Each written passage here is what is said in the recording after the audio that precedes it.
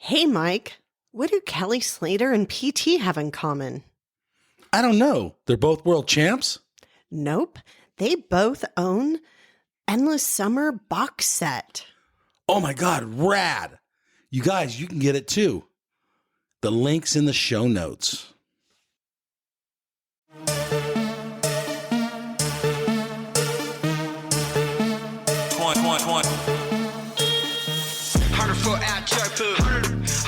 On a slippery, big guns like Mark Fu. Trap jumping like a kangaroo. Hey everybody, welcome to the QuiverCast, where we chat with surfers from all around the world, from all walks of life, and we get their story. Find us at www.thequivercast.com. Today on the QuiverCast, we have a guy who's made multiple covers. He's featured in a lot of the surf movies of the 70s. He's a pipeline master with an enormous personality, the dog, Rory Russell. Hello, everybody. This is Mike here with the QuiverCast, and we have two super special guests. One's here visiting from Hawaii, and the other one we're at his factory, the Whitlock factory. Hey! We're here with Rory Russell, pipeline champ. And I think he won Sunset and some other contests, probably. Brazil, the first pro contest in Brazil. Oh, really? The very first Brazilian. The very first Brazilian contest they had. All right. And we were on our way back from South Africa in the Gunston 500. They said, if you stick around, we'll give you a free ticket back. If you surf, and the winner gets a free ticket back. I won, didn't get the ticket, didn't get laid, didn't get any money.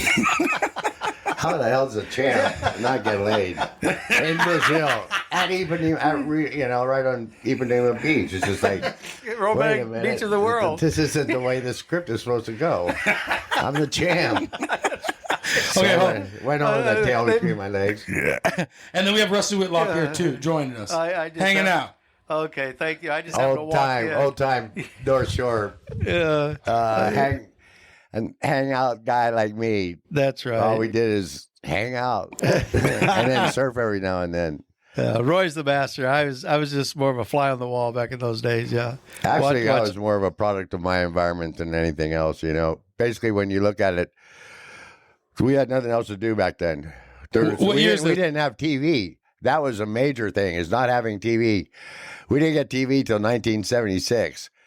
What years are you talking about? I'm talking about 64 to 1976. We didn't have TV until we got cable.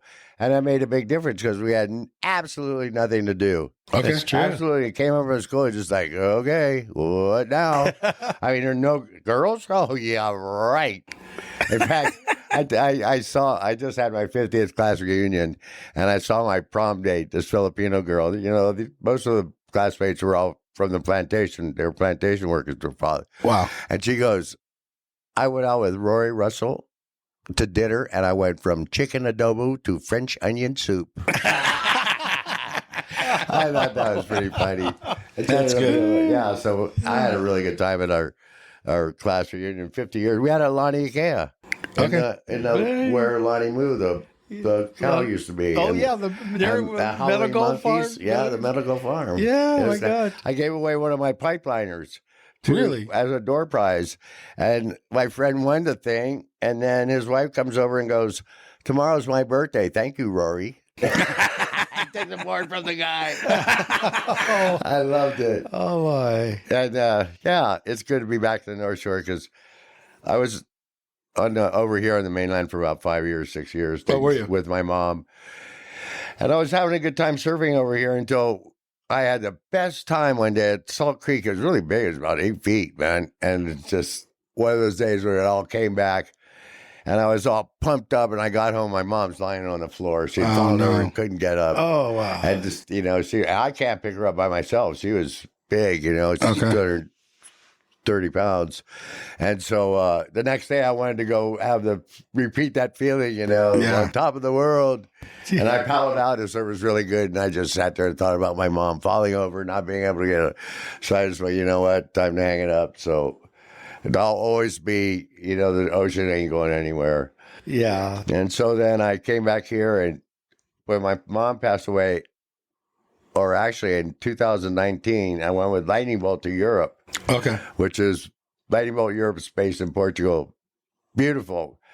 Art Brewer and I served Portugal in 1983. We were going to Morocco looking for the perfect wave, doing an ABC American Sportsman in search of the perfect wave with Russ Francis, the football player, Okay. and Margot Oberg, Yeah, I the know women's champ, and the whole ABC crew. Dan Merkel was with us. Oh, wow. It was a mind blower. The surf got really good. Anchor point. A lot of switching sands there. And yeah, we landed in Portugal and the surf was, oh God, we got snowed in New York. That's why I missed the plane. Then the next day we're duty free. And we go, hey, let's buy a bottle of Seagram 7. What the hell were we thinking? We chugged the whole thing, landed in Portugal in the morning. Shit face. Bruce Paluzzi picks us up. I go, I need some coffee. Wait, who picked you up? Bruce Paluzzi, an East Coast surfer. Yeah. So we go to the coffee shop and they give me a cup of coffee that's like an inch and a half tall. Oh, yeah, I go, yeah. "Whoa, you Express. gotta be kidding me. And so I yanked this thing back, bring me 5 more of those little things. Yeah. Next thing I know, I didn't know which way I was going. I was so jacked up with that coffee. I mean, the cafe, the espresso. Oh my God. Plus the Seagrams. And this guy, okay, let's go surfing. We had one of the locals go, the surf's really good. I looked at this guy like, you gotta be kidding me. I don't even know what my name is. So then he takes us to this place. There's like a little cliff and a slab. Yeah. And looks like it's 3 to 5 feet. So Felicity goes, let's go out. And Art's going, okay, come on, you got to go out there. I'm gonna take pictures. Whenever I take pictures, you got to be out there. And I go, no, I don't surf for the camera. What the fuck are you thinking? So I said, okay, I'll go out. It's side wind. It's not 3 to 5. Every step I take, it gets a foot bigger. Wow. So it's 6 to 8 feet with this wind blowing right into The face. but it's peeling kind of like Laniakea. Oh, okay. And there's nobody out except one guy. I mean, I have no clue where the lineup is. I mean, this is a free-for-all. I said, okay, we'll go off of what this guy's doing. This guy caught a wave, and I said, no, this guy has no clue what he's doing. We got to start from scratch. So we went out. Felicity and I went. I caught the first one, the first tryout, smaller wave. The wind was so strong, blowing into it. Up and down, and so up and down, just to feel it out, kicked out. So then I look up. The doors are open to the car, but no tripod. So then I go, well, here comes another wave. So I caught another second wave, and this was really good. So, and I felt comfortable by then, and I knew what shit was going on, just fucking up and down, up and down. I go, God, he's got to get some good shots in that one. I kick up, I look in, doors are open to the car, but no tripod. So I go out, and then I went, okay, fuck it, I'm going one more, man. I'm freezing. It's cold, the wind's picking up, and there's no tripod. And I usually like to catch the biggest wave of the day, no matter whether it's 3 feet or 4 foot, no matter where it is, just for a little personal satisfaction. Okay. Even if it's real shitty, I won't. If it's a big, shitty, big wave. I won't. But I usually just like that just for the self-satisfaction. So, this bomb came in about 8 feet. Okay, well, cool, man. Just had a blast in this. But the wind was so strong, the lip stayed up for days. I mean, I thought I was in the tube, but I was about 20 feet in front of it. And so I actually got a really good ride in that. I said, okay, he's got to have gotten a good shot.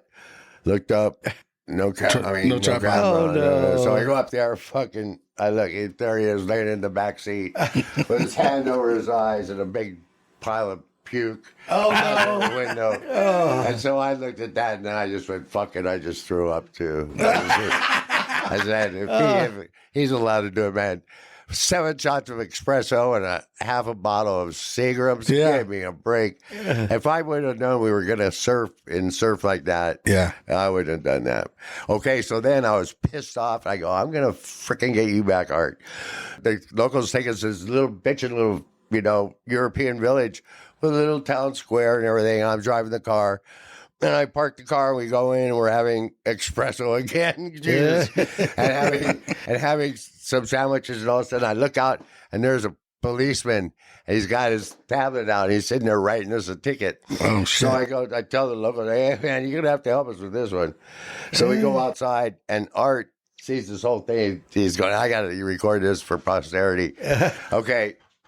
So whenever you're in a foreign country, walkie-talkies, pistol, guns, you're automatically a terrorist. No ifs, ands, or buts. Right. Oh. If you take pictures of the law enforcement people, you hear fucked. And so I'm sitting there, and the cops, my guys are talking to the cop, and he's writing something out.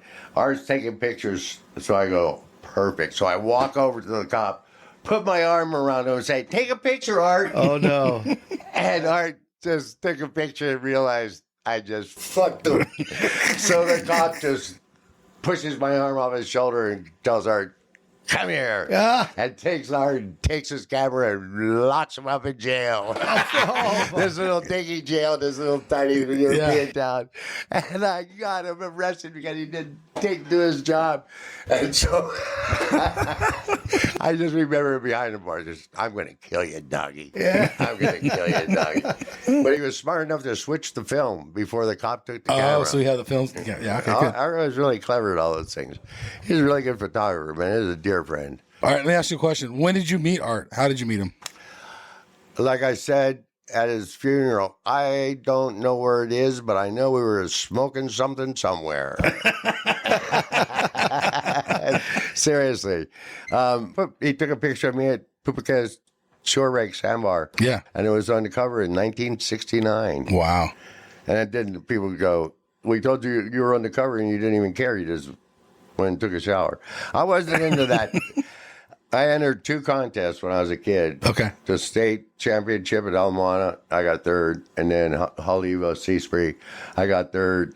And then when I was about 14, I was at my mom's house. They're next door to Jock. I just walked out into the rocks and just threw both trophies into the water, into the ocean. Just said, here, man, this is yours. You're the hero, not me. Okay. So I wasn't into material. Why? We weren't. Why? Because my dad was a highly decorated military officer. We were not allowed to talk about ourselves. I was not allowed to boast. I was not. Anything about me was forbidden, or, the family itself. He was incredible. He had 2 silver stars of Vietnam that I didn't even know about. Wow. And that's the next highest thing than the Congressional Medal of Honor. He had like 4 bronze stars, 22 air medals. Wow. He was a battalion commander in Vietnam. And then he went to Ethiopia as a military attaché, military advisor, for 3 years. And then they went to Argentina as military. The worst thing I ever said to him was something Grubby Clark said to me. And he goes, your dad did a good job in Ethiopia. The communists took over. Oh. So then I, like a fool, I repeated that to my father one night. Shit. And boy, oh boy, I really didn't know what I was talking about. I learned not to talk when I didn't know what I was talking about. Yeah. But, it was lame. Wow. But they had a good time. My mom said he just drove around the desert. He'd buy all these phony Haile Selassie gold mine maps.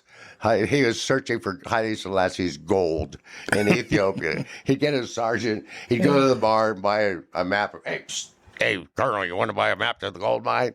And he'd buy it every time? Get it out there. He goes, and then when they moved houses, he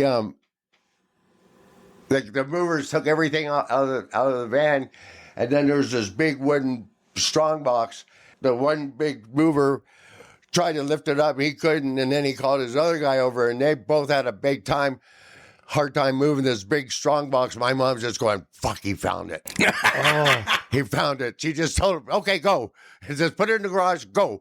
And she whacked that thing with a hammer and knocked it open. It was just full of ammunition. Really? Oh, wow. My dad was a big hunter. Fucking hundreds of rounds of ammunition. Oh, that's funny. Yeah. She thought she found the gold. She thought he found the gold.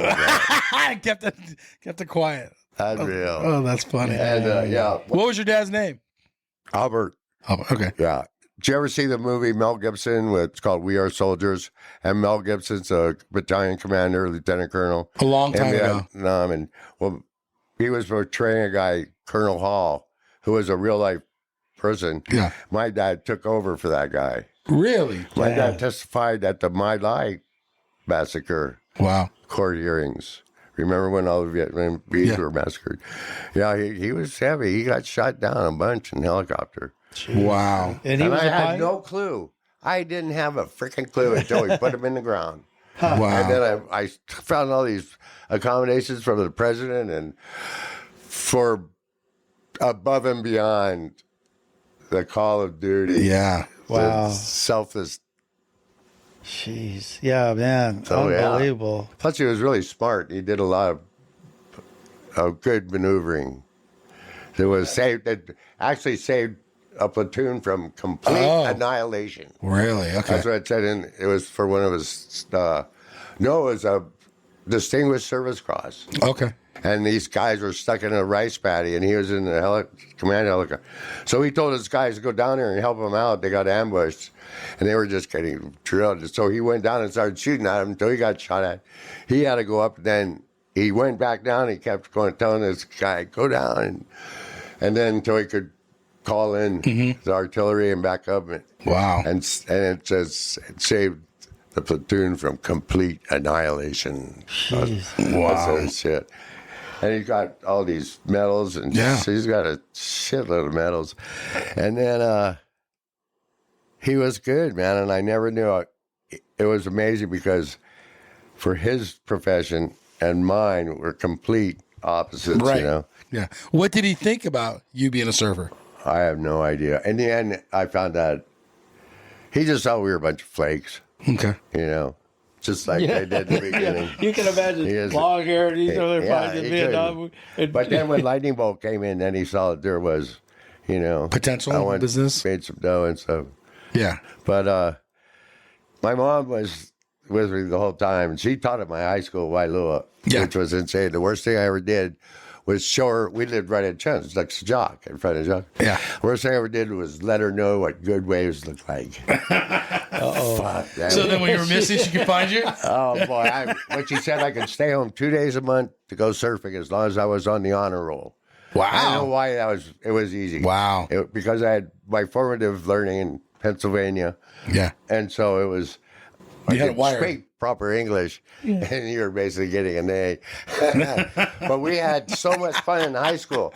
The parking lot was right there. The parking lot was right next to the buildings. It's just open air. You just walk in and walk out. Wow. And basically, our teachers just said, all you have to do is just show up, wave your hand, let us know you're here, and then fucking beat it. Okay. Next thing you know, we'd be on the highway hitchhiking. They had a gravel company, drove trucks, pick us up, and then 3 tables. My best friend, his dad owned a steel company in Honolulu. Okay. Bill Lacey, and Bill Lacey was really a good surfer. When he was like 12, he was on the Bing nose riding surf team. He grew up surfing in California, and his whole family was well-to-do, and they lived up Pupukea.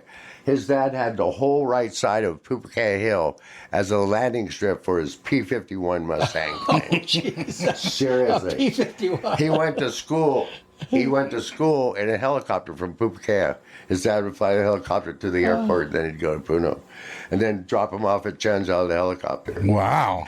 And then the son was screwing up. He's a really good surfer. He was in the magazine a bunch. Yeah. Regular foot.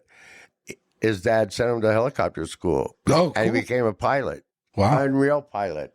And I've flown so much in a helicopter. I mean, he'd have to bring it to Honolulu from the Big Island, have it inspected every year, the helicopter. And then I'd get to fly back to Wow. the Big Island with him. I mean, that's it. And we have, I got to pee. Okay, just let it. Wherever you are, take a pee, jump back and strap the boards to the side of the landing gear, the skirts, or what do they the call skids. them? Skids. Yeah. I got this picture of him. He's standing and the boards are taped up to the skids, and he's sitting there smoking and shaking, fueling the thing like it. Were you wave hunting? Oh yeah, he had this place called Honopui, A bunch of people in the Big Island probably gonna get pissed. But it's on the north end. You can't get to it except by boat or by air or walk in. Okay. And it's a real long walk. But he just had his little area where he landed, just fly right in. Perfect right-hander. The only problem with that place is each grain of sand is as big as a bowling ball. Oh, shit, yeah. Oh, my God. Talking about ankle breakers. Wow. It was a really good right hand wave. At one time, they did a lot of pig hunting. And one time we caught this giant pig, and this guy came by the house. This friend of mine lived at the end of Chinchuck Road in Hakalau, out in the boonies. This is when the satellite TV was coming in, and he was talking to my friend, you want to sign up for the satellite service. And he saw the picture of the pig. He goes, I want to go on a pig. How can we do it? And my friend goes, we'll take the helicopter. Oh, wow. Because, and so we flew to this place. I know. So we fly to this place, Honapui, because there's no predator for the pigs. The place is just holding. So we told this guy, he's like 60 years old. And I'm 69, okay. But back then I was like 40. Yeah. And so this guy, he goes, okay, and the whole trip, so we take him in the helicopter. As soon as we landed, let the dogs go. They were on a pig right away.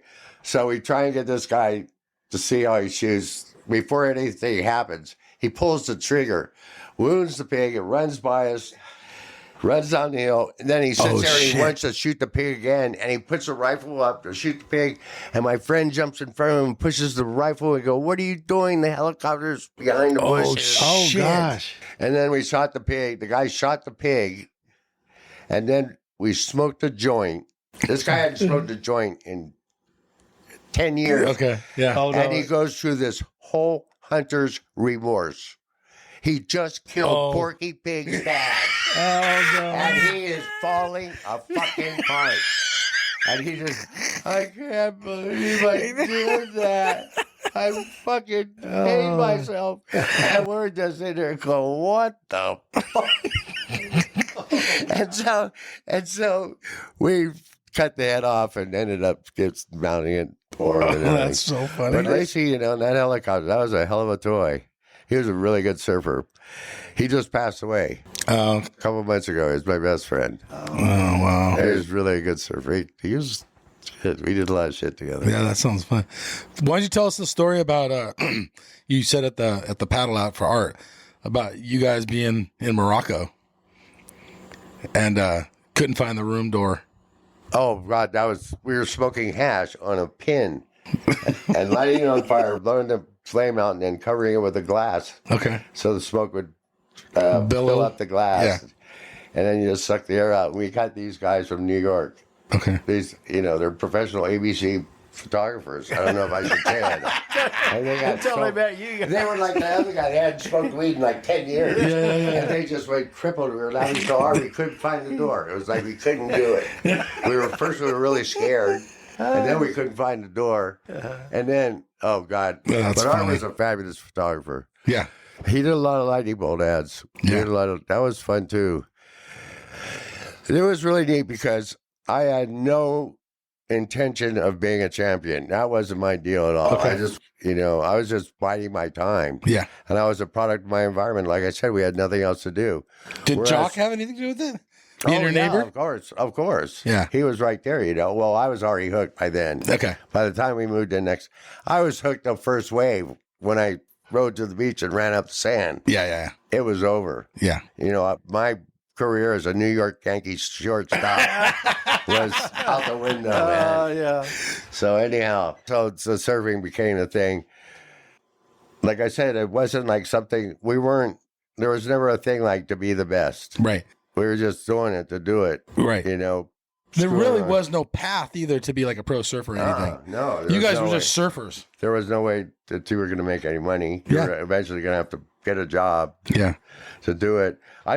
Jerry said he thinks that we had it at the very best time. I know I did Yeah. because Jerry didn't live on the North Shore. Yeah, he lived in And I town, got right? Hundreds and hundreds of tube rides when he wasn't around on his boards. He'd leave his boards at the pipe house. Okay. And then I just had to run on the mill and just like he'd come over for Thanksgiving and Christmas Yeah. because his mom and family were there. Yeah. And then he'd come out to Fat Paul's house at the Pipe House and sleep on the couch, for a couple of weeks. That's where all that footage came from of him. Okay. But as far as everyday shit, man, I had it by myself, basically. Really? Oh, God, it was incredible. My phone, I got, when I was 16, Wiley Arbin shaped my boards before Lightning Bolt even came, before I met Jerry. Yeah. And Kurt Mastalka had it opening in his surf movie. McGilvery Freeman had a bunch in 5 Summer Stories of me riding that board.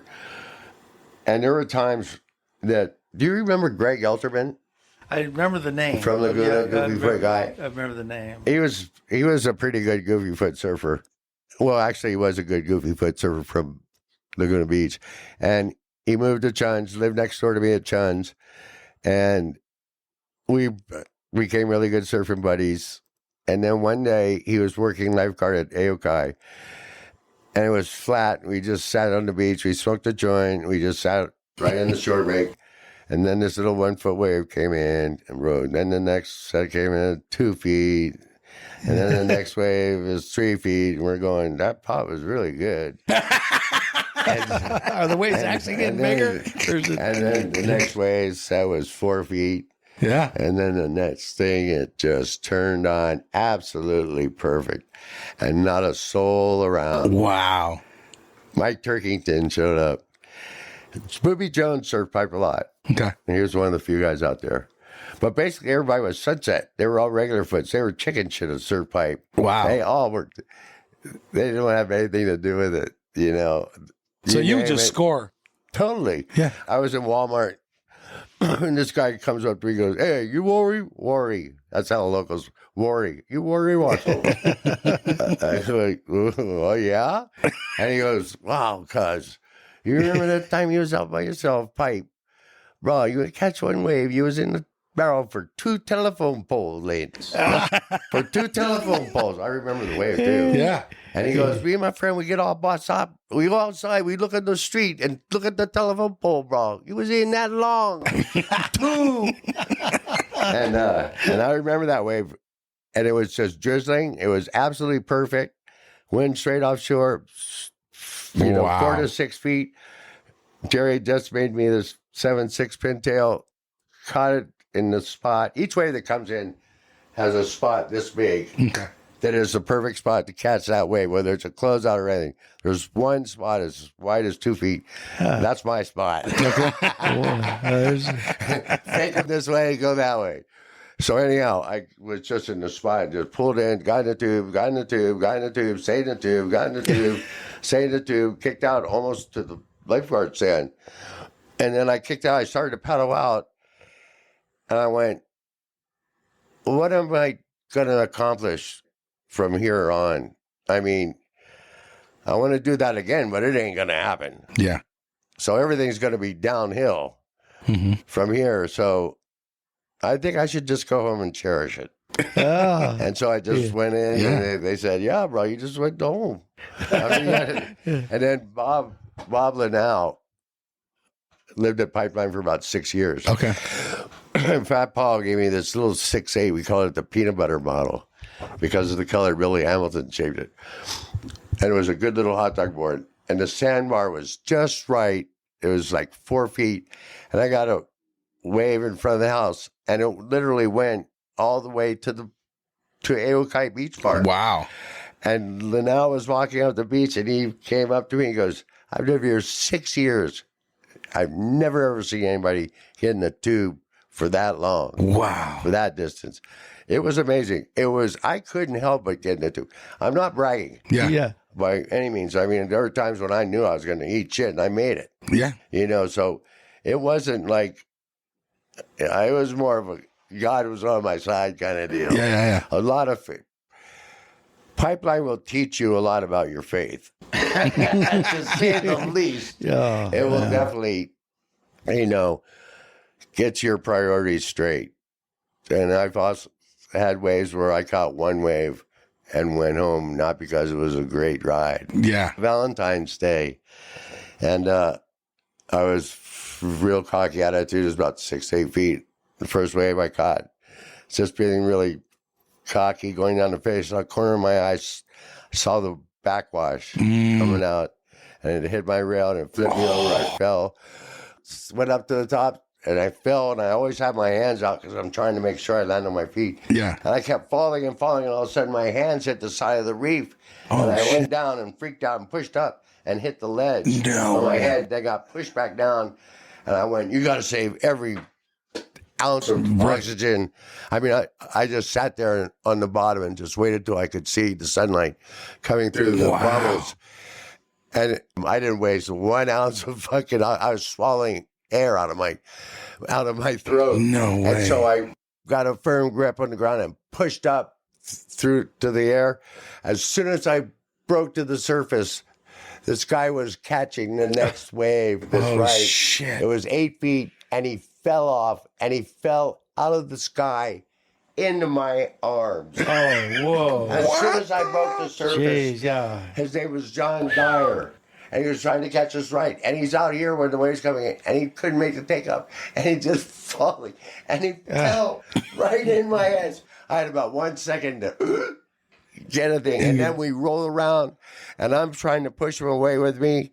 Finally, we get in, and then he tells everybody he saved my life.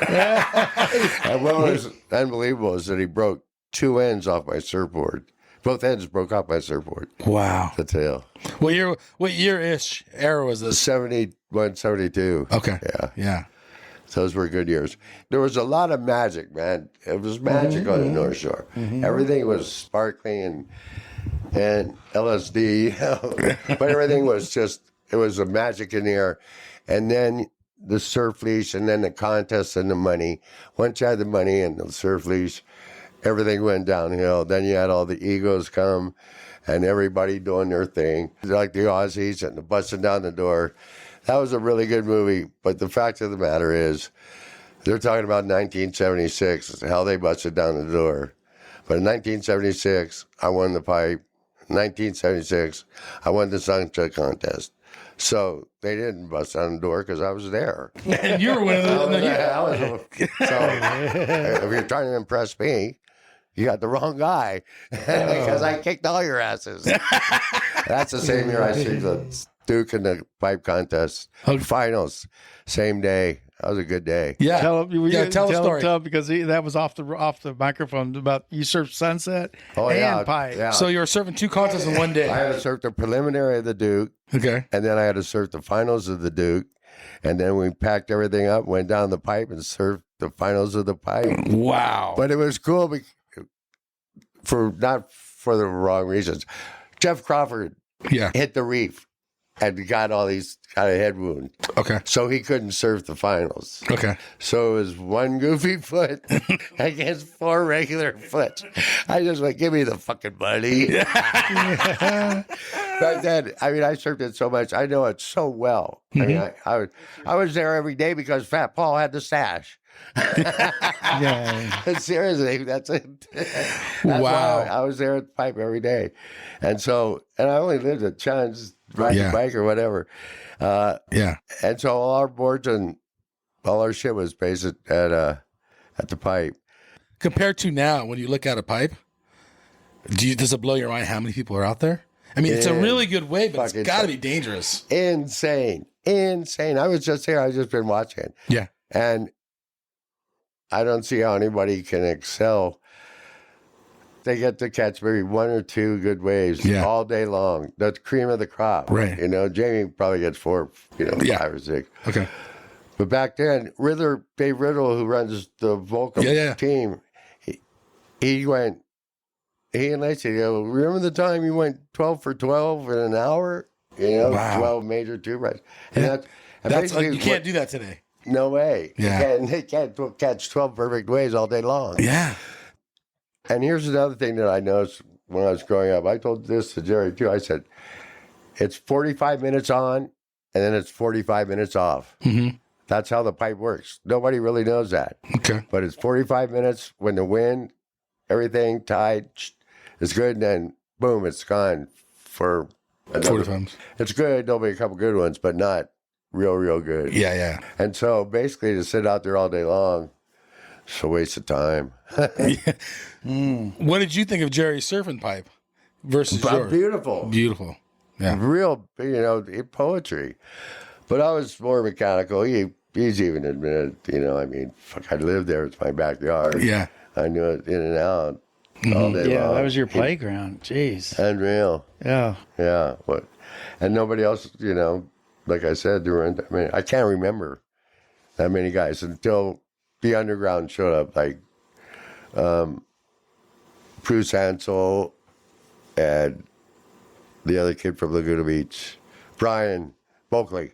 Okay, yeah. Yeah, those guys, that underground crew started out showing up around 74, 75. Okay. But up until then, we were just, and plus Jerry had just figured out the design for the pipe. For the board? Yeah. Yeah. Right size, right bottom, right rail, and we were in. So, let's say you're at a surf pipe today. What board would you ride? Would you ride the single fin of the 70s, or are you going to ride something more modern? I got a 3-fin, 7.6 swallowtail wing Okay. that I made for my doctor. But I surfed it at Sunset 5 years ago. It was about 10 or 12 feet. Okay. And it worked really well at Sunset. Caught waves real easy. So good pipe board. Even though I make my pipeliners that I sell as pintails, this one's real sturdy. It worked really well at Sunset. What was out that day at Sunset was Mary Bigler. Okay. She was killing it. And it was 12 feet, man. I fucking loved it. She was blowing everyone away. If you had your choice, what would you rather surf, sunset versus pipe? Oh, God. Actually, it depends on how good it was. Okay. But if They're they were- completely different waves. But Sunset's so perfect, man. Sunset just Really? Oh God, I've had so much fun. Sunset, the switch stands on the inside. Okay. Hal Jepson took me there one time to film, and he didn't. It was getting dark. He didn't have time to go get my board, so I paddled out on his board and took off regular foot. I got one way regular foot all the way through the inside in the barrel, and he couldn't believe it. Wow. He couldn't believe it so much. He used it in his movie, and you couldn't even see anything. How's that? He goes, but it was such a great ride. I had to show it. I go, you can't fucking see shit. Because you're in the barrel? Because you're just because it was so late at night. Oh, it's so dark. Yeah. Oh, God. That's a tough spot right there, too. That stretch right there. But it was a really inside? neat wave. The best wave I've ever surfed is Malaya. Oh, really? That's my favorite wave. In Maui? Yeah. Just you couldn't ride it backside. You just had to take off regular foot and just go. Yeah. So what made you, or why do you surf switchfoot? So you can face the wave. Okay. That was Always front side? Yeah. How long did it take you to learn? Real easy because it went from the long board to the short board. Okay. So doing it on the long board was more stable. And then as the short board came in, when you did it, you had, wow, it started more maneuverability. So it's, and then you spoke a couple joints, loosen up a little bit. Fucking switching stance was easy. Yeah. But yeah, it's done wonders. Do you think in the 70s, let's say 70s, how many guys were doing switchfoot? Was it common? None, just nobody. Nobody. Just you? Yeah. Wow. Then when I kind of figured it out that it was strategically Better? for the contest, Okay. I started take off at Sunset regular foot, Yeah. go out into the flat, switch back to goofy foot, and then just zigzag through the inside. Okay. And that Score worked. points? Lots. Yeah. A lot of- It's A lot of wiggling. Yeah, A lot yeah. of wiggling. What about surfing backdoor? Were you? Oh, one time this guy, Bill Greenwood, did you know him? once again, the names, I Yeah. don't know the names. Anyhow, the pipe was glassy in the morning. Yeah. Sean and Ian and all those guys, Buzzy Kerbox. I had a little 7.4 of Jerry's and square tail, Yeah. really narrow, and I got a whole bunch of waves. Just had a blast. I came in, and my friend Greenwood goes, "Hey man, go back out." And I went, "Fuck that." I just been out all morning. He goes, "Go back out and I'll roll your joint." So I said, okay. So I went out and caught one left, 6 foot, pulled it in the barrel, disappeared, looking out the hole at Ian paddling out. Ian hung out corners. Laid him, kicked out of that one, paddled back out. Next wave came in, stroked into that one, stroked in the back door, took off regular foot, got in the barrel, looked out the barrel, and there was Sean and Buzzy paddling out. Made that barrel regular foot, then went in and I just went, okay, is that good enough for you? It's a 10-point ride that way, 10-point ride that way. It was, like I said, it was hard for me not to get in the tube. I did it by accident so many fucking times you wouldn't believe it. Wow. But I pretend like it was on purpose, right? Right. Bullshit roar. Yeah. Did you enjoy it when you did surf the contest? Did you enjoy them?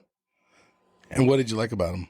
I didn't like them. You didn't like them? I'd throw up Really? before I Nervous? in the morning. Yeah, Really? yeah. And plus I didn't like the person I had to be.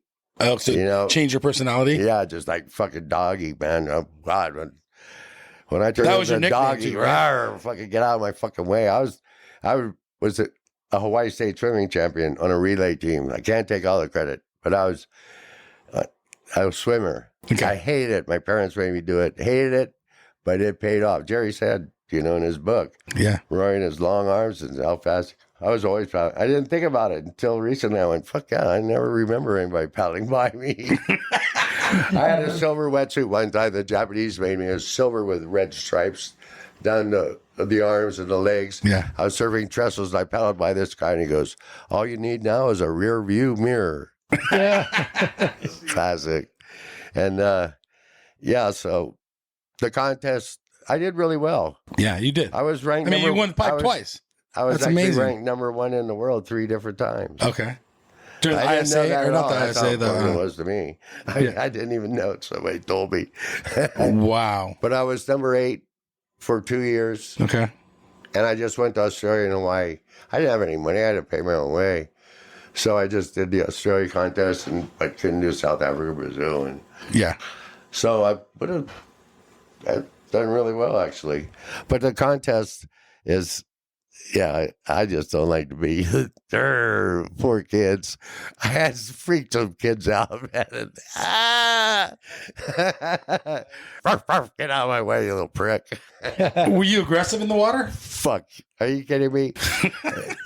Jerry in his movie Yes. says how he stole all the waves. Yes. He didn't come close to me. I was the fucking worst. If you say you went to the North Shore and I didn't drop in on you, you didn't go to the North Shore. And you know why? Because I didn't want to come here. I was forced to come here because of Uncle Sam.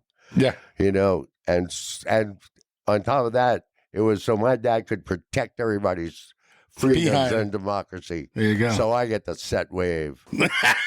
Fucking A. That makes sense. Right? God dang right. And your dad got transferred over here? Yeah. When I was 10. I left the mainland when I was 10. Yeah. So I've been here a long time. When you come back here, what do you think?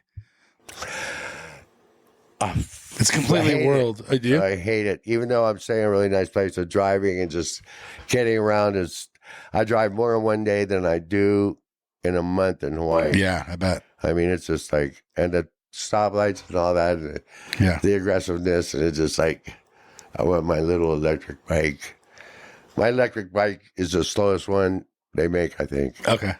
which it's is perfect. really good. Yeah. Yeah.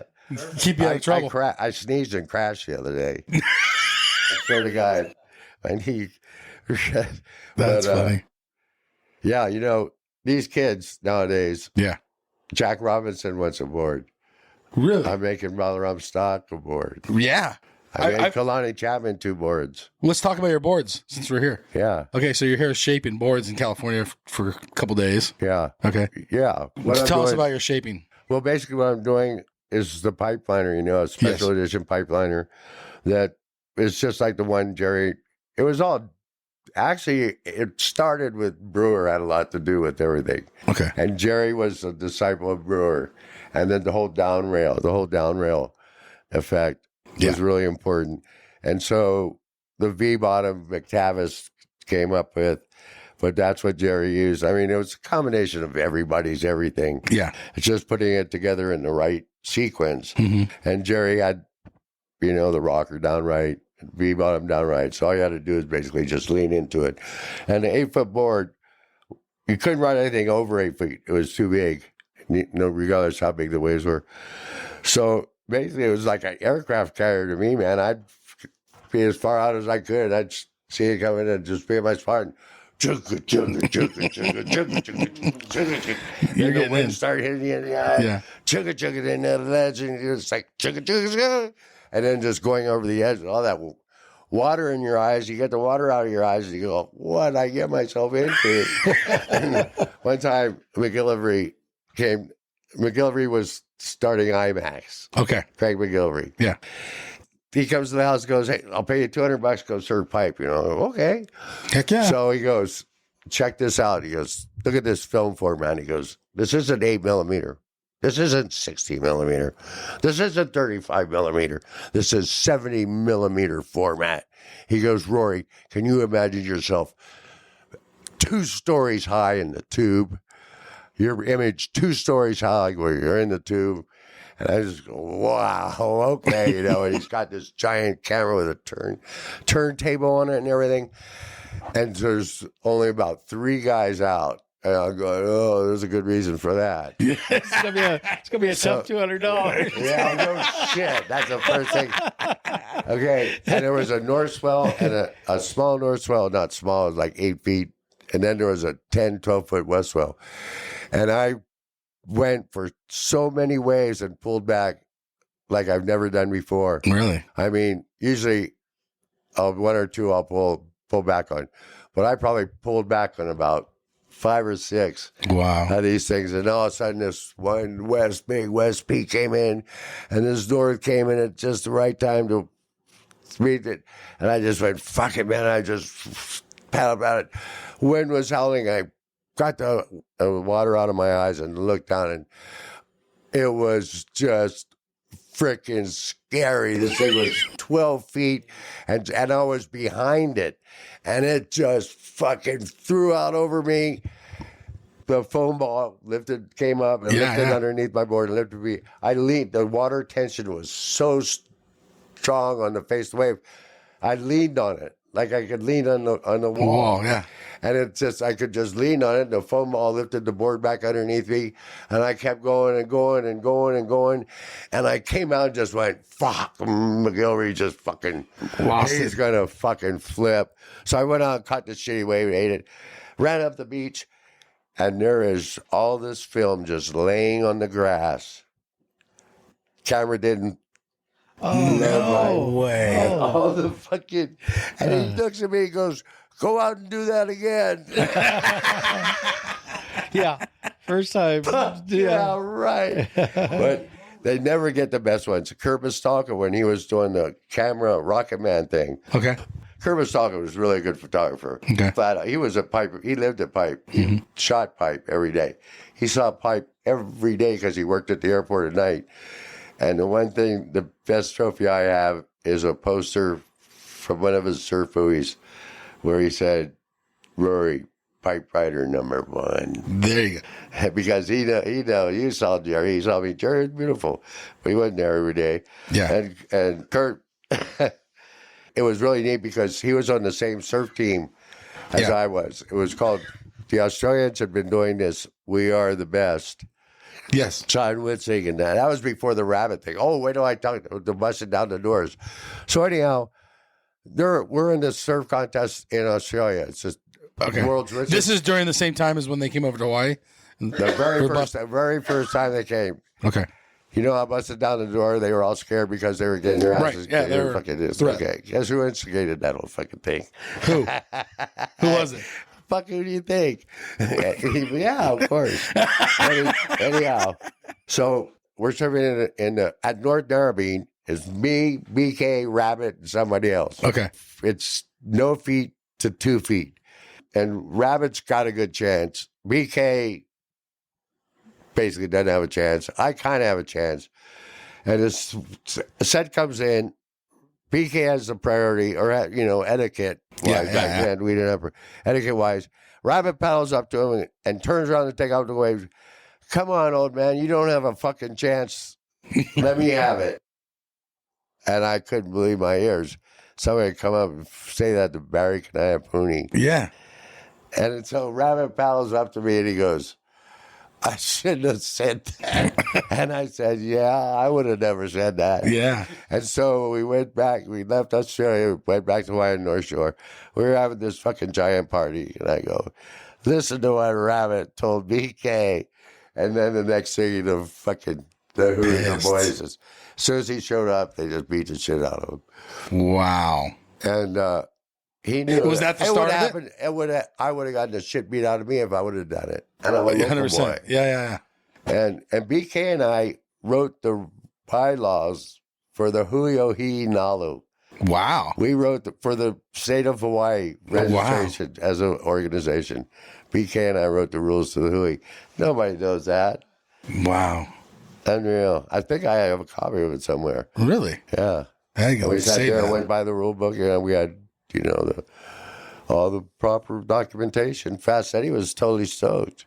Okay. He didn't have to do it. And yeah. What do you think of the North Shore today versus through the Cascade? All that fucking G-string, baby, is wonderful. You fucking kid. There's more ass and tits on the North Shore. It's unreal.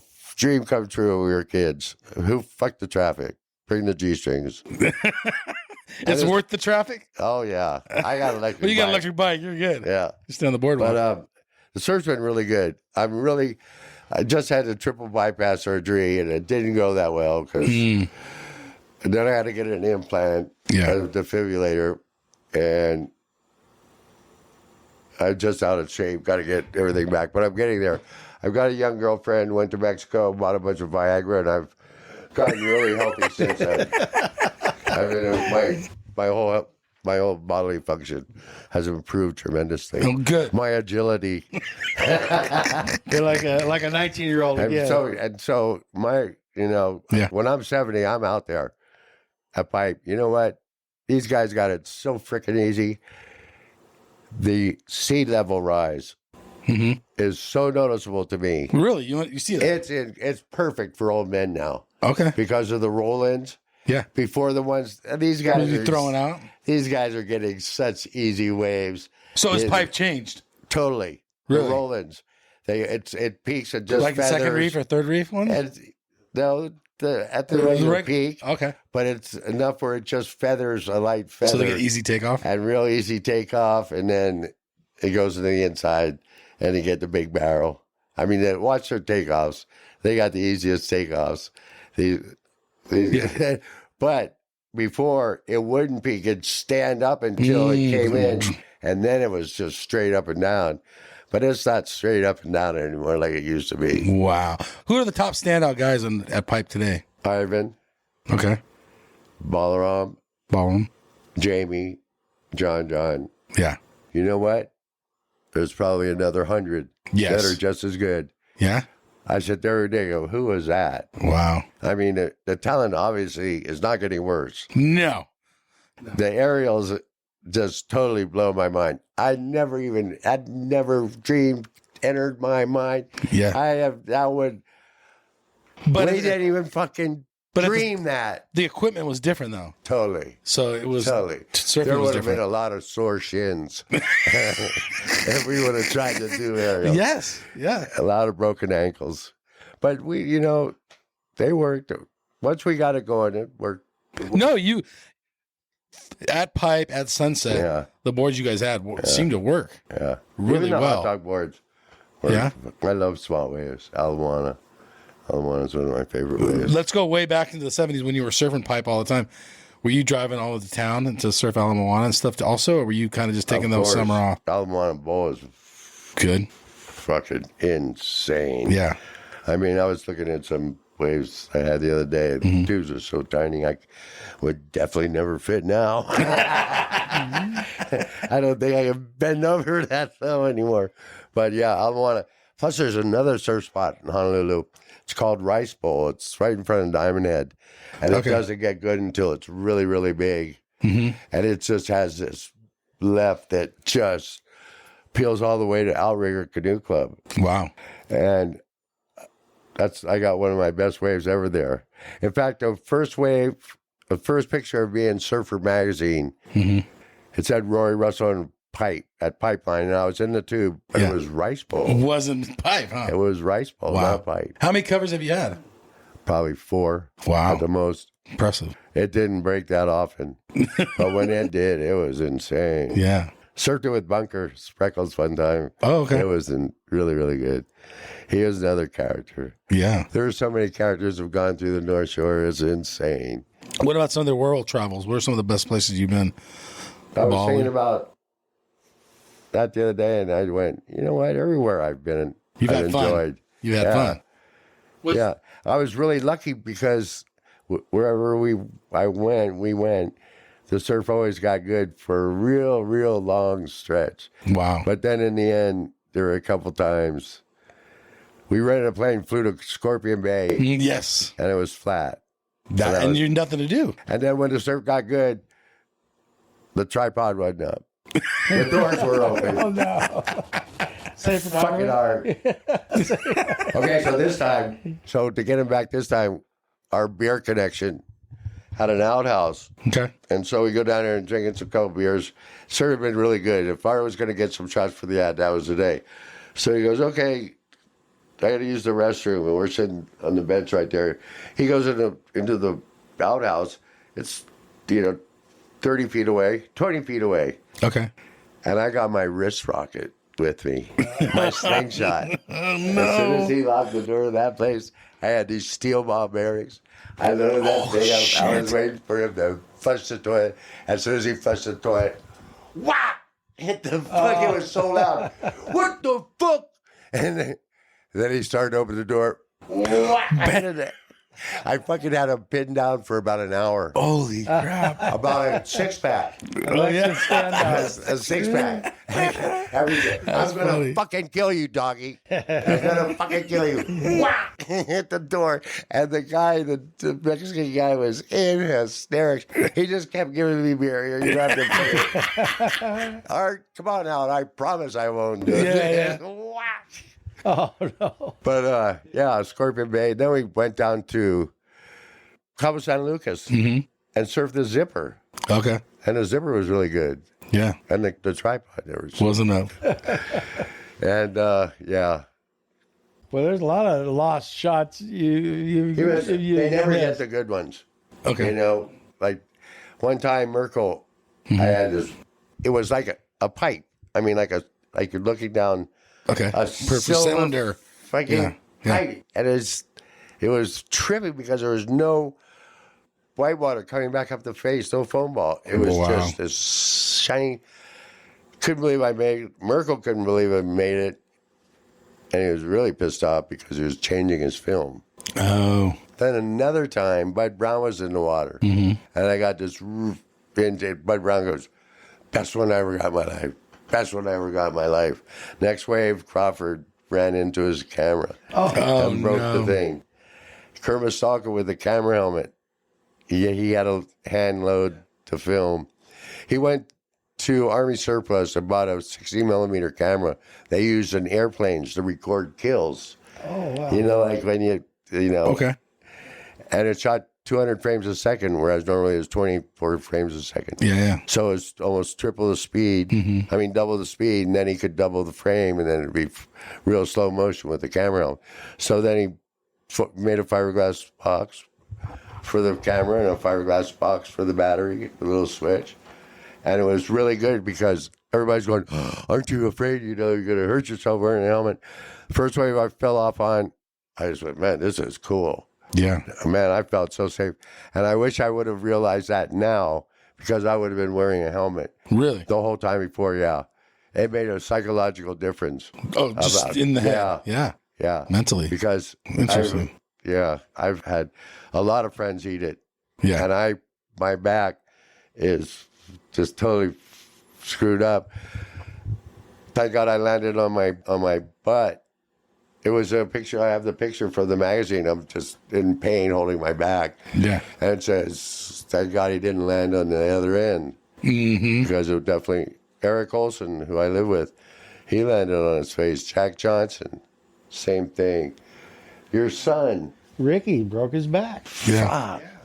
Those guys the other day were just getting beat up. Kala Grace, Yeah. Makua, Billy Kemper. Yeah. Did you know? Well, you obviously had to know, but what was the feeling of you are in danger when you're out there? I didn't think about it. You didn't think about it. I just thought about it today. I said, man, I should have asked for more because I put my life in danger. You did. I didn't really Willingly, and you had fun with it. I didn't really think about it. Yeah. Do you think the kids nowadays or the younger guys nowadays think about it more? Possibly? No, I don't think they do. You don't think so? Okay. They don't get enough waves to really realize what can happen. Yeah. I mean, I've had chunks taken out of me all over. My hip, my leg, Yeah. everything. And then you talk about it in the Jerry movie about what happened. You had to drive Jerry. Oh, God, that was insane. He got stabbed on a wave that was 2 feet. Just flipped his board and stabbed him in the butt. That was Isn't that fucking bummer. something? Yeah. He goes, I got a fart. And I went, well, don't let me hold you back. And then he did. The blood squirted out. But I just went, you'll never guess what happened. And then Crawford was the day before the pipe contest. Yeah. He was surfing a 3-foot wave, pearled, hit his head in the bottom. It's real shallow right there. David knew he would, hey, Crawford got hurt, man. He's got this little cut on his head. It looked like it was about 3 inches long. Mm-hmm. I went over there and looked at him in the shower. And I go, well, I'll take you to the hospital. So I threw him in the back of the Isuzu. I had an Isuzu Ballet, $150 car. Yeah. Perfect. Absolutely. Yeah. And then David and I drove him down there. The doctor goes, hey, you professional surfers, come here. Well, we walked over, he opened up the curtain. He goes, look at this. And he takes Crawford's forehead. And Oh, shit. fucking was scalped. It was from Holy one side shit. to the picture was in the magazine. It looks like a baseball. Oh, no. It was horrifying. Oh, luckily you guys drove him. This was bad enough, I thought. Yeah. And then when that was just the beginning of where he hit Oh, the rocker, no. just like an Indian thing. And But he you still let kept going out. yeah, Yeah. he did. Yeah. I was always going to go out. Yeah. The best thing is paddle out without getting your hair wet and paddle in with dry hair. Yeah. Wow. And several barrels. Yeah. Right on. What do you think about professional surfing today? I'm just glad they're making money. Okay. I'm just glad it's doing something. They're making a lot of money. Some of them are Making making a lot of money. Yeah, some of them are. Made a lot of money. Made a lot of money. $100,000 pipe. I made $2,000. Well, that was kind of a lot back in the Are you day. kidding? My credit rating went sky high. Whenever the contest came around, my credit rating. Yeah. Back then, it wasn't like if I was going to win the pipe. Yeah. It was like how many times, Okay. you know? And like I was telling somebody, it could have been 4 real easy. 75, Sean and I were neck and neck. Mhm. And then I got my best wave and got knocked off by the water photographer at the very end of it. Yeah. And I was yelling from the water, you know, pointing at the water photographer. Going, hey, To the none of it. judges. Yeah. And they can't do anything. Yeah. And so then I kind of blew it off. Then I was watching Herbie Fletcher's movie, Wave Warriors. Mhm. They have the video of me riding that wave and me getting knocked off and pointing down at the cameraman. Okay. Okay, fast forward 20 years, and there's this guy that used to body surf at Pipe who was on this major ego trip. He used a hand plane to body surf, and he would get in Jerry and I, fuck the wave On for purpose. Jerry, and we hated him. I mean, hated this guy. He was deliberately just fucked us over. And so I'm sitting there painting my friend's, a mutual friend's house. I'm on a ladder. He's on the ground. We both got rollers. I'm rolling the house. He looks at me and he goes, I'm so glad I cost you that championship. No way. And I'm sitting on the fucking ladder. I go, what do you mean? He goes, I'm the waterman that knocked you off your board. He goes, What a dick. I went up to the ABC people and told them that I knew how to take water photography and that I knew the pipeline, and I just did it just so I could fuck you over. What? I'm sitting on this ladder, and this guy's laying all this shit on me. He goes, I almost got you on a couple waves in the beginning of the heat, but I got you on your last one, your best wave. And you lost and Sean won. And I was sitting there just looking at this guy. And then he takes his roller, rolls a pan, and rolls my T-shirt with a big load of paint. Oh, man. And I'm just fucking absolutely just dumbfounded. Yeah. 20 years later, I just walked off the ladder and fucking went home. Oh, my gosh. And I told everybody, that fucking guy cost. Okay, so then I won the next year, and then 78, and it's perfect. Mm-hmm. And they're going, 2 guys in one wave. The guy on the outside's automatically going to get penalized. That's my karma. Okay. Like to say. So we're on the beach. Jerry goes, I'm taking a 7.6 board. Jerry goes, should I ride a 7.6 or a 7-footer? And of course I said 7-footer, because I wanted a disadvantage, him to be at a disadvantage. Yeah. Which is where my karma comes in. So because I was having these bad thoughts about him fucking being a disadvantage, we paddle out, and the first wave comes through, and it's just absolutely perfect. He's outside. He always outside a little farther. And he starts paddling for this thing, and he's just teetering at the top of it. And I'm in my spot, and I'm sitting there, and I just stroke it in, just fucking perfect spot. Take off, and I look at him, and he's dangling from on the lip, and I go, you got it? And I didn't hear anything, so I went, man, and just pulled in, dropped down, pulling this thing just perfect. Yeah. Fucking came out of that tube and just went, this one's mine. 3 fucking years in a row. Yeah. This one's mine. And I turned around and I saw Jerry in the whitewater. You made it. I talk about your emotions going from top of the fucking world to balloon blowing up. I mean, to just getting crushed. I was so fucking blown away. I sat in the channel and waited for him to paddle out. I go, Jerry, I asked you if you had that fucking wave. And you know what he told me? He goes, I'm not like you, doggy, where I can yell when I'm paddling. I just went, fuck. Yeah. And so thank God I got a perfect score. So when they cut it in half, you lost out. I still got second, and player fucked into it. And then the next year, I was in the semifinals. Perfect wave. It was really small. It was about 4 feet. I was in this little 6'8" I made. And I took off. Reno was paddling behind me. I was taking off too. I stood up. I was already in the tube. And all of a sudden, I stopped. And my face just hit the surfboard. And I just got tumbled by the wave. Larry Blair was paddling out. And he goes, God, you were in the tube. What happened? Reno pulled my fucking cord. Oh, I'll never forgive him. I would have made it to the finals, and the next day was best pipe ever. Oh my God. Ever. And it was, I mean, just give me the money on that one. Yeah. But I couldn't, because I'll never forgive Reno for that. And that was out. You were That's out. why I don't serve in contests. Yeah. Because it brings out the worst in people. And these are All these your because friends of too? Greedy.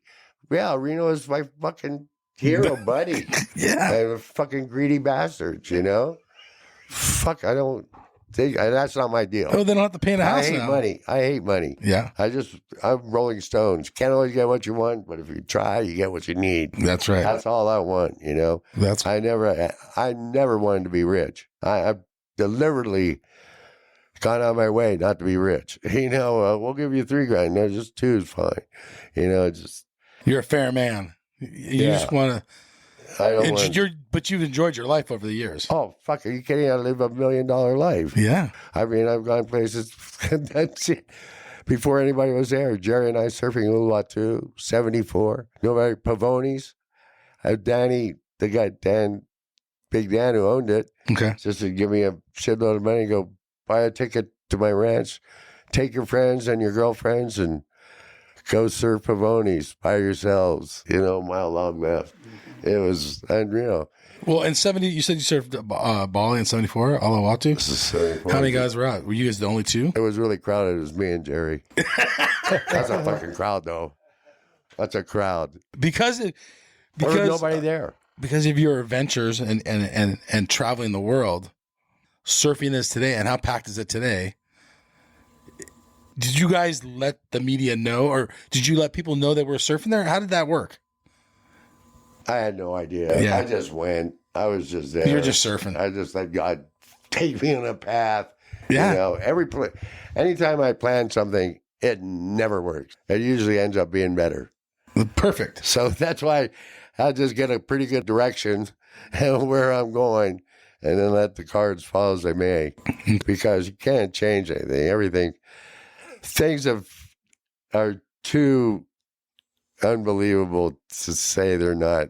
Yeah. There's no such thing as coincidence. Okay. It's meant to be, man. Yeah. I mean, there's things you can't even explain.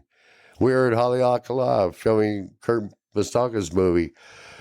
Familiar with Haleakala Crater on Maui? Yeah. And they have the cabins you can stay at. Well, we're up here making a surf movie, Kurt Mastaka, Jock's brother, James. And 2 o'clock in the morning, we're at the first cabin. 2 o'clock in the morning, we hear horses in the crater. And they come up to the door, and it's Fat Paul. Shows up in the middle of the night in Haleakala Crater at 2 in the morning with a hookah and a pound of hash on horseback. Fucking unreal. That don't happen. No, how? Neither one of us knew we were going to be there. Wow. The universe. When we did the American Sportsman show with ABC, we had to meet him at Casablanca at this hotel.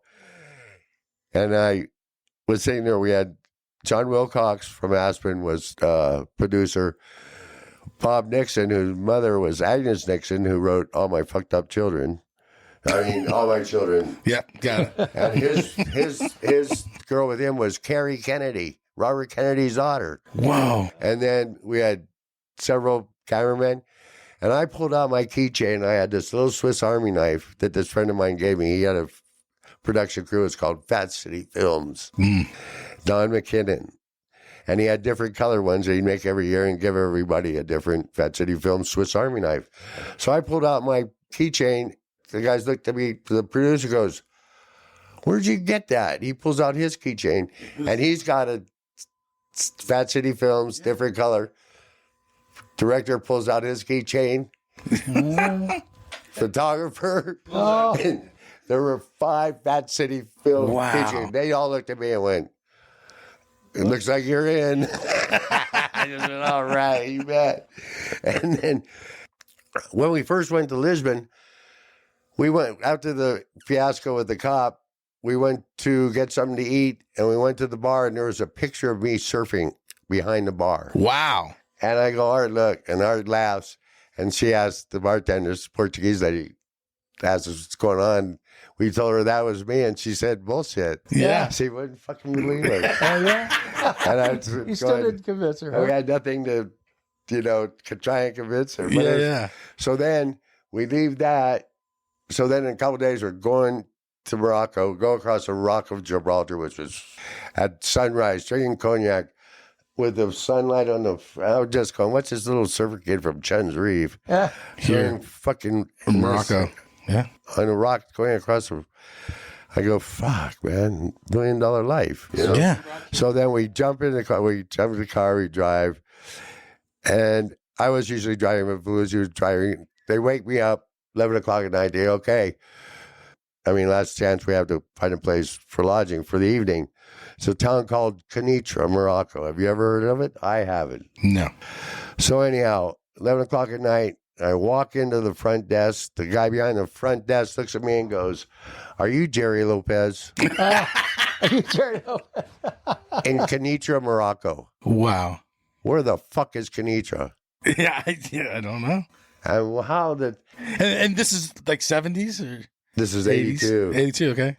And Art's just flabbergasted. Yeah. And I looked at the kid and I said, "I'm not Jerry, but you ever heard of Rory Russell?" And the kid went, "Yeah, you." So That's awesome.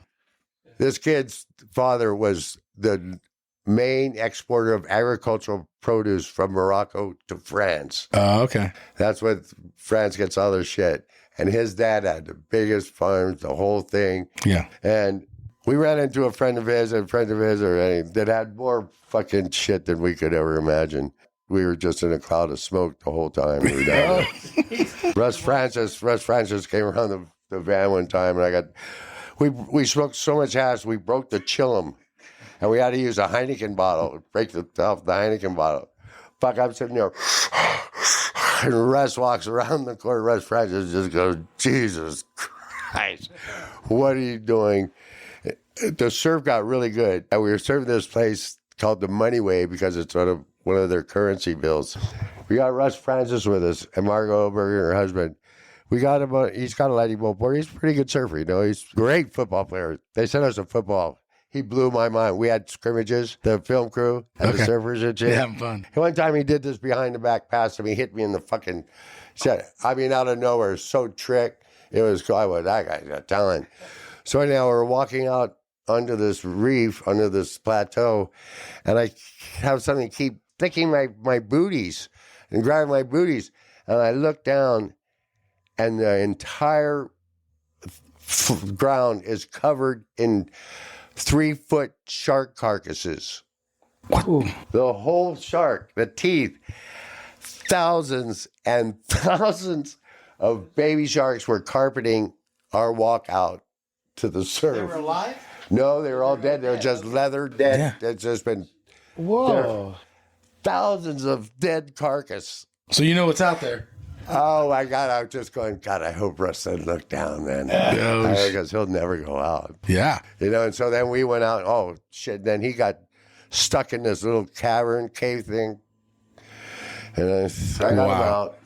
You had plenty of adventures. Let's talk about where can we find your boards at? On my website, RoryRussell.com. And I'll post that on the show notes. RoryRussell.com or call me at 808-333-2210. There you go. And I have a secretary, but just website or call me 808-333-2210. I'll put it on the Is I'll that put it a on the cool show number or what? That's a rad. How'd you get that number? Do you have to pay for I'm that? the luckiest guy in the world. I can tell you stories. You go, Obviously. Yeah. Well, we're going to do a part 2 later on, next time you come back. Yeah. Well, I thank you guys for joining us. Rusty Whitlock, Thank along you for with letting me sit in here with Rory Russell. Rory This is Russell, a real yeah. pleasure. Yeah. super Real fun. Real honor. Appreciate There's more, it. Joe. There's more. Yeah, more. there's way too much more, I'm sure. Yeah. Every day's an adventure with you. Oh, God. All I got to do is walk out the door. Jeez. But that's good. It's a good adventure. As long as you have a good attitude. As long as you follow the golden rule, man, you can't fuck up. Can't go wrong. There you go. Good words. Thank We're going to you, leave it Roy. at that. Everybody, thank you for joining us. Aloha. Aloha. See you later, everybody. 100 foot out choke food. 100 racks on a surf dude. Slippery, big guns like Mark Fu. Trap jumping like a kangaroo. 100 foot out choke food. 100 racks on a surf dude. Slippery, big guns like Mark Fu. Trap jumping like a kangaroo. You know we don't fuck with no kooks. You boo on my didgeridoo. They calling me dude. I'm stacking the loot. I'm ripping your chick in the coop. She grabbing a hold of my leggy. They jelly, they Gucci my weddy. The fridge is Giuseppe, the chain is so heavy. She think that I'm charging the Eddie. 100 foot out choke food. 100 racks on a surf dude. Slippery, big guns like Mark Fu. Trap jumping like a kangaroo. 100 foot out choke food. 100 racks on a surf dude. Slippery, big guns like Mark Fu. Trap jumping like a kangaroo. Surf trap, I'm stacking that money. Cash. Four shots a red Ferrari. They start to calling me Dundee. Diamonds are surfing McFlurry. She want me to teach her to surf. Splash. I'm pulling up, ripping the verse. I'm leaving these kooks in the hearse. They get moved 100 foot on their head. They get work. 100 foot out choke food. 100 racks on a surf dude. Slippery, big guns like Mark Fu. Trap jumping like a kangaroo. 100 foot out choke food. 100 racks on a surf dude. Slippery, big guns like Mark Fu. Trap jumping like a kangaroo. You know we don't fuck with no kooks. You know we don't fuck with no kooks. You calling me dude? I'm stacking the loot. I'm ripping your chick in the coop. You know we don't fuck with no kooks. You know we don't fuck with no kooks. They calling me dude. I'm stacking the loot. I'm ripping your chick in the coop.